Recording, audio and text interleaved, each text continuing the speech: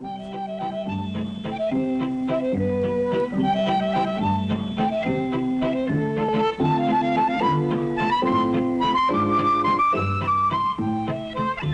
are oases of comfort throughout the world.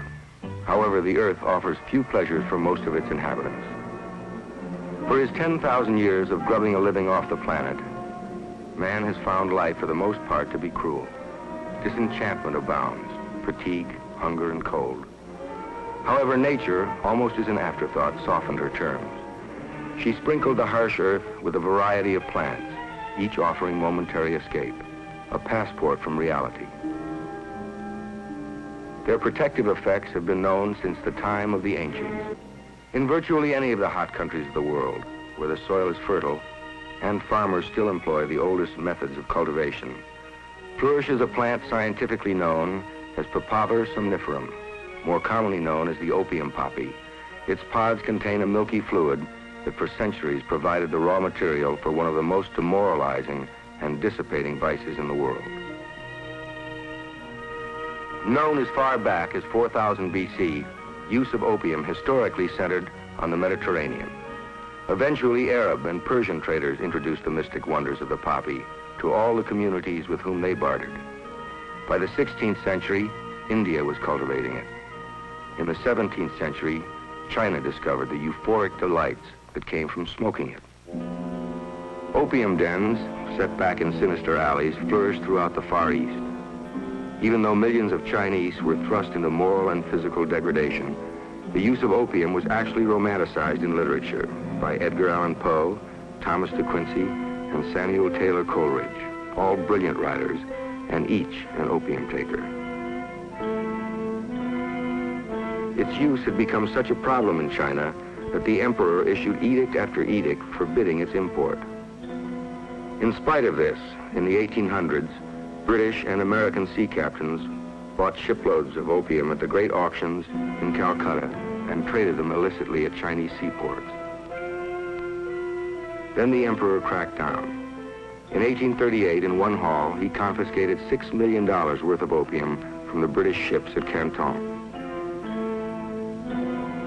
England retaliated with a naval squadron, and the notorious opium wars were on. Although she would be censured in the eyes of the world, the war enabled Britain to force a treaty, giving her the greatest port in the Far East, Hong Kong.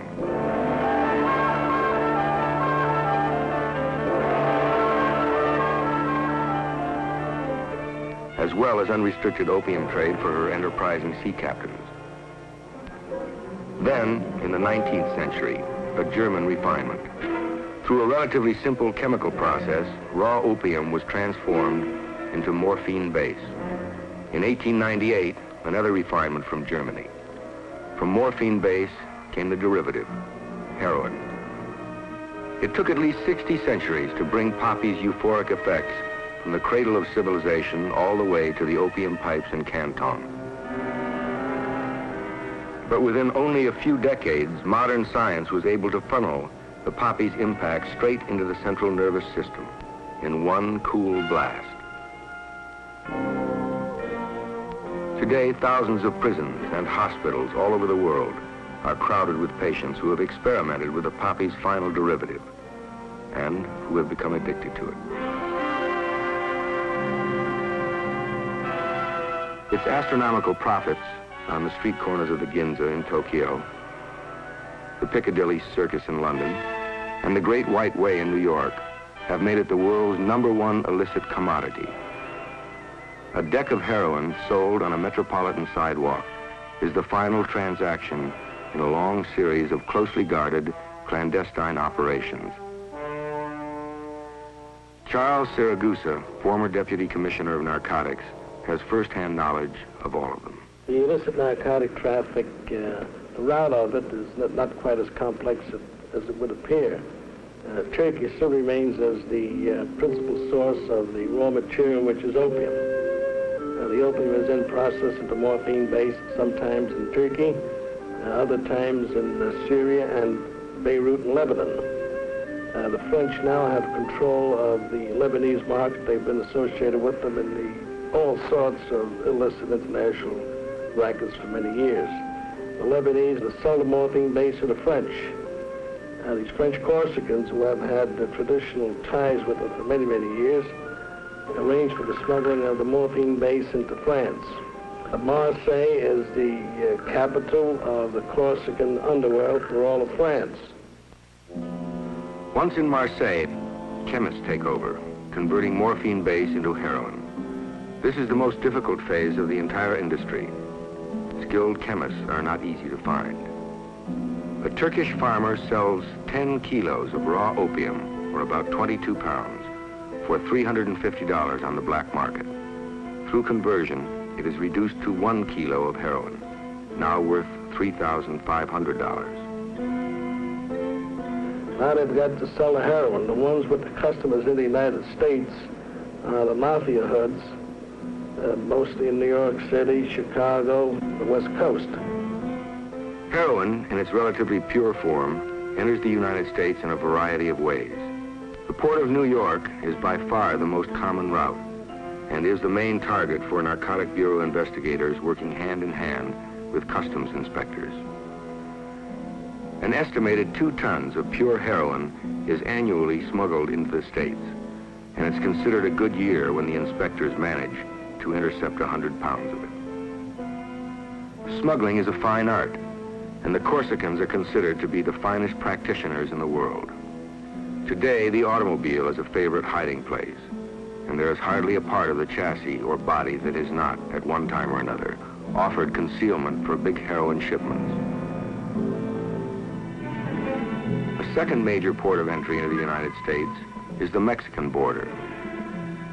This is the main entrance for illicit marijuana shipments, but a good supply of heroin slips through as well. We are in our vault in which all the marijuana and heroin which is seized is stored until the criminal case against the defendants is terminated by federal court action. This contraband is concealed in most ingenious ways in vehicles and on persons. In fact, you can name a place that you feel contraband could be concealed, and I can cite you an instance where we have found it there. Some months ago, we encountered a young fellow entering the United States from Mexico eating an ice cream cone. A search revealed that he had an ounce of heroin concealed in the ice cream cone. In this area, we also have a number of yachts, some 5,000 private yachts based in this area, all of which have the facility or capability of going to Mexican waters. This poses quite a threat, as do the increasing number of private aircraft crossing the international boundaries.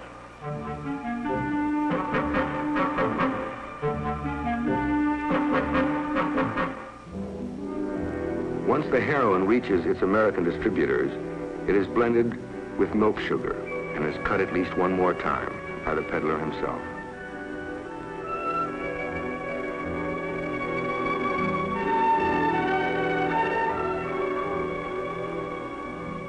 The heroin strength is now only 5%, normal for the retail market. Each packet or deck will sell for $5.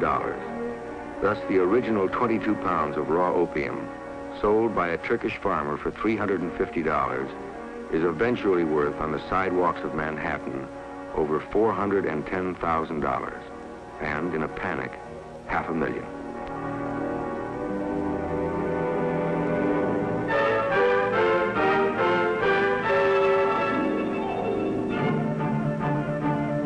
This is the focal point of hard drug addiction in the United States. The urban ghettos house nearly 3/4 of the hardcore addicts, with New York's teeming slums far out in front. The traffic starts in Manhattan. It's more readily obtainable in Manhattan, especially in the Harlem area, up around Lexington Avenue, from about 97th to around 135th Street, 116th Street, running east to west completely, 125th Street, and so many other spots. Probably take me all day to name them all.